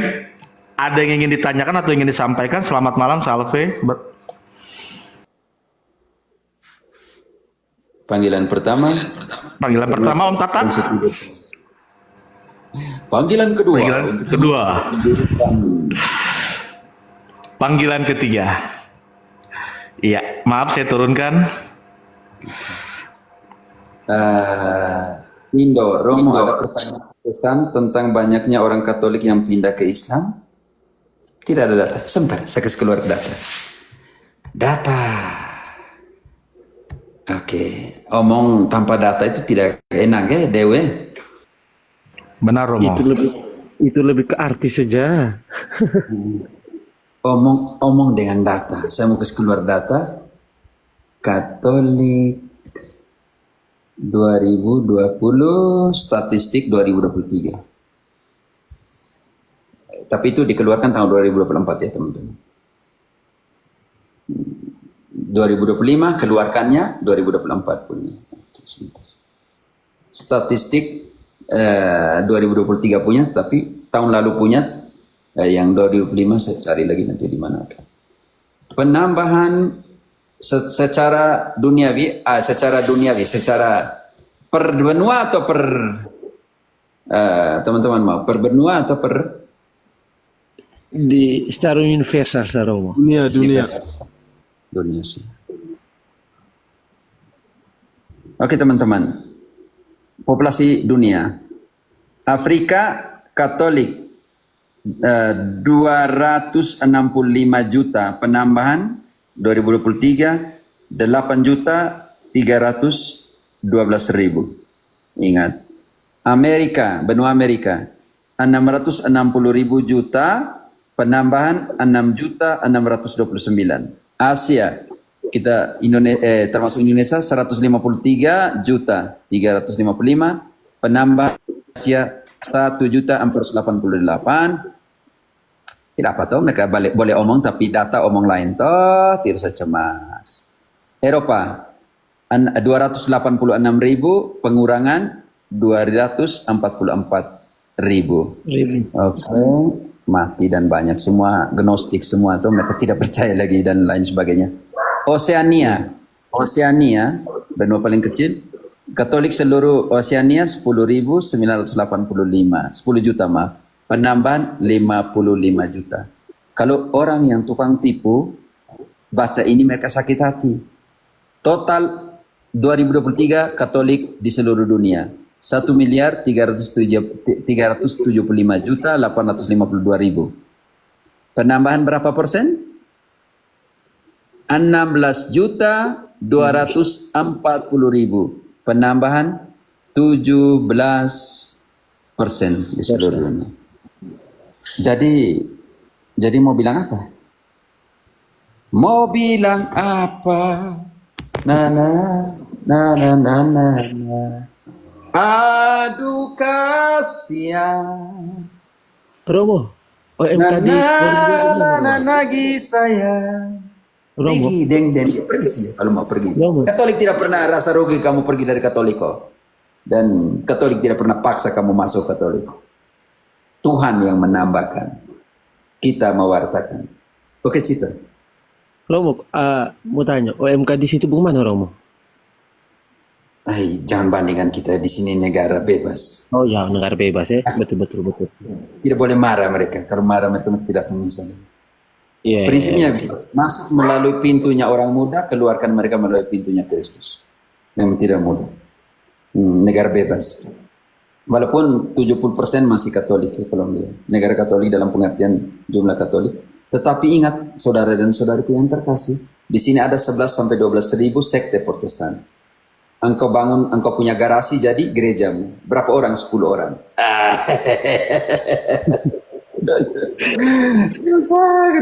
Rusak. Semuanya persepuluhan tentang uang semua. Ujung-ujungnya. Jadi orang yang bilang Katolik menurun, kita tertawa sih. Tunjukkan data. Paling itu mereka yang murtad. Kan Katolik Indonesia kan paling besar kalau dibagi, Protestan dibagi dalam denominasi, kan Katolik masih di atas jauh. Dengan HKBP urutan kedua, Katolik 11 juta lebih, HKBP sekitar 8 juta mungkin atau 7 juta. Baru bilang bagaimana Protestan paling besar. Kamu harus bagi dalam denominasi. Malu-maluin aja bilang Protestan, tapi tidak pernah satu kata antara kalian. Yang Calvin lapis Luther, yang Luther lapis Zwingli, Adventista lapis Pentekostas lapis Saksi Yehova. Jadi kamu bagaimana? Memang kamu punya nama Protestan tuh. Romo Patris bilang baku naik. Nanti kalau ada bruder Marcel dia baca lagi ini kisah 19 rusak lagi. Yang baku naik tadi juga. Oke teman-teman, jangan lupa besok ada Zoom tentang sakramen pertobatan. Pulanglah, jangan berbuat dosa lagi. Kalau mau ada Zoom nanti bisa lihat di teman-teman yang sharing. Dan jangan lupa hari Jumat teman-teman, saudara dan saudariku yang terkasih, 5 Romo akan masuk di roomnya Romo Marcel. Tentang pertanyaan, apakah di luar gereja ada keselamatan? Tanda tanya ya. Nanti akan dijawab dari segi filsafat Romo Patris, dari segi dokumen gereja Romo Jerry, dari segi historis Romo Marcel. Nanti saya bantu sedikit dengan dari segi biblis. Bagaimana melihat. Cuman kita sudah ngomong beberapa tema tentang itu. Gereja sebagai sakramen keselamatan dan gereja sebagai kepenuhan dari Kristus sendiri. Jadi tidak mungkin gereja yang menjadi kepenuhan dari dia sendiri dipecah-pecahkan jadi 60.000. Tidak mungkin. Oke. Jadi terima kasih teman-teman. Oke. Kalian pergi tidur sudah, saya mau pergi makan. Oke. Tuhan memberkati semua dan Bapa dan Putra dan Roh Kudus. Amin. Terima kasih banyak Romo. Terima kasih teman-teman semua yang sudah naik dan bertanya, dan terima kasih juga untuk teman-teman yang di live chat. Selamat beristirahat semua. Oke, kalau begitu saya tutup ya Romo ya, roomnya Romo ya. Oke, terima kasih. Selamat malam.